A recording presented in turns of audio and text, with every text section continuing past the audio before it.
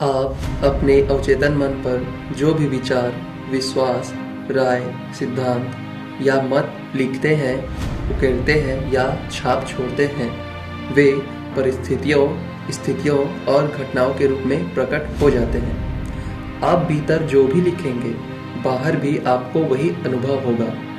आपके जीवन के दो पहलू हैं, यथार्थवादी और कल्पनावादी, दृश्य और अदृश्य, विचार और अभिव्यक्ति। आपका विचार तंत्रिकीय आवेग के रूप में आपके सेरिब्रल कॉर्टेक्स में पहुंचता है, जो आपके चेतन तार्किक मन का अंग है। जब आपका चेतन या यथार्थवादी मस्तिष्क विचार को पूरी तरह से स्वीकार कर लेता है, तो यह मस्तिष्क के दूसरे हिस्से तक पहुंचता है, जहां यह साकार हो जाता है और परिस्थिति का रूप ले लेता है। जैसा पहले बताया जा चुका है, आपका सबकॉन्शियस माइंड बहस नहीं करता है, यह तो सिर्फ उसी पर अमल करता है जो आपने इस पर लिखा है। यह आपके चेतन मन के निष्कर्षों या आपके फैसले को अंतिम मान लेता है। इसलिए आप हमेशा अपने जीवन की पुस्तक पर लिख रहे हैं, क्योंकि आपके विचार ही अंततः आपके अनुभव बन जाते हैं। अमेरिकी दार्शनिक राल्फ वाल्डो इमर्सन ने कहा था,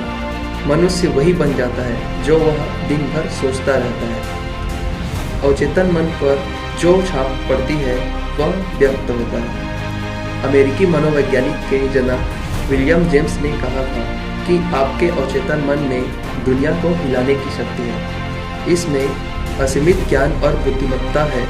इसे छिपे हुए स्रोतों से पोषण मिलता है और इसे जीवन का नियम कहा जाता है। दुनिया में इतनी अव्यवस्था और दुख इसलिए है क्योंकि अधिकांश लोग अपने चेतन और अवचेतन मन के आपसी संबंध को नहीं समझते हैं। जब ये दोनों अनुरूप होते हैं तथा सुखद सामंजस्य में होते हैं, तो आपको सेहत, खुशी, शांति और सुख मिलता है। जब चेतन और अवचेतन मन सामंजस्य और शांति से मिलकर काम करते हैं, तो कोई रोग या मतभेद नहीं होता है।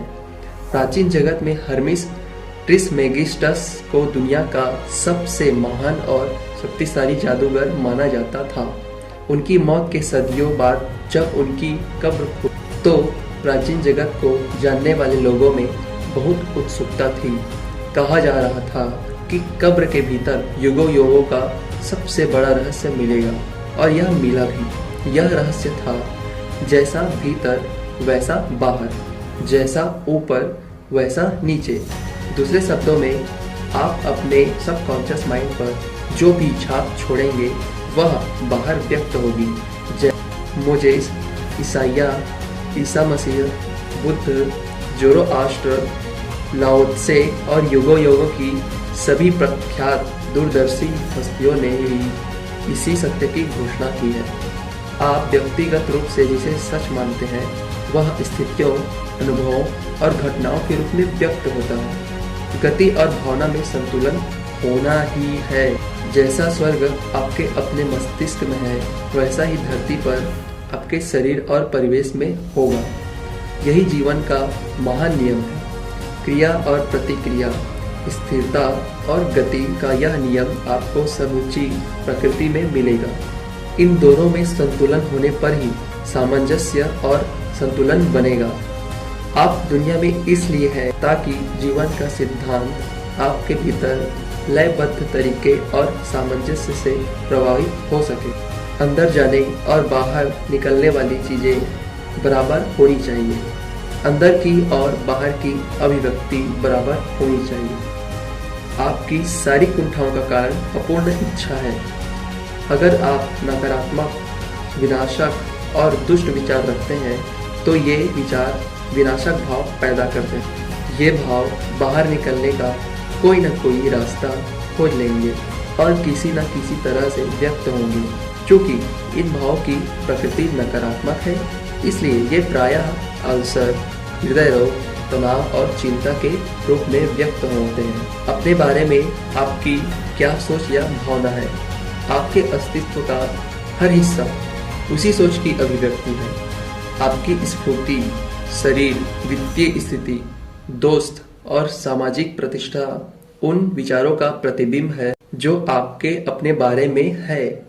इस बात का सच्चा अर्थ यह है कि आप अपने सबकॉन्शियस माइंड पर भीतर जो छाप छोड़ते हैं वह आपके जीवन के सभी क्षेत्रों में बाहर व्यक्त होती है।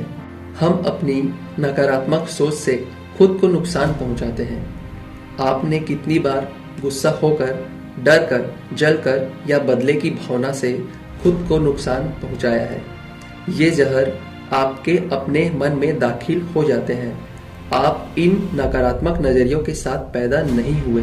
अपने अवचेतन मन को जीवनदायी विचार देंगे तो इसके भीतर के सभी नकारात्मक विचार मिटने लगेंगे। यह काम लगातार करने पर सारा दिन मिट जाएगा और अवचेतन मन उसे भुला देगा।